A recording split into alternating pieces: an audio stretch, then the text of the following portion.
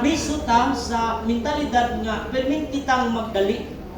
Wala kang buta na kay kompetensya pero ambot nga no sige magtagdali.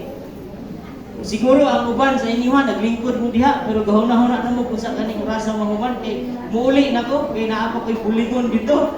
Kadali na po siguro ning uban nga muuli ba. Way siguro ang uban ani unya di na ni magulat nga maghuman pang business meeting kay kadali. Akong na-realize nga mas ma-appreciate na to ang beauty sa ato ang surroundings kung ma-practice na to ang kinaiya sa pag-slow down. Why not nga mo-relax sa ta, mo kalma lang sa ta. Pag dali-dali po ta, kung nagbiyahe mo, di ninyo ma-appreciate ang nature. Kinsabay naka-picture din gwapa kaayo nga kusog kaing dagan. Sulay daw. Bisan pag kamo agian mo kamera, tanawon ta bisan kung sa kanindot inyong makeup, gwapa pa mo sa kamera ining picturean mo nga pas-pas lang kayo.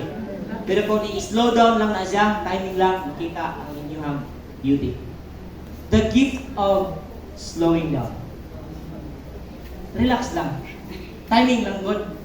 Ayaw lang kaayo pagdali.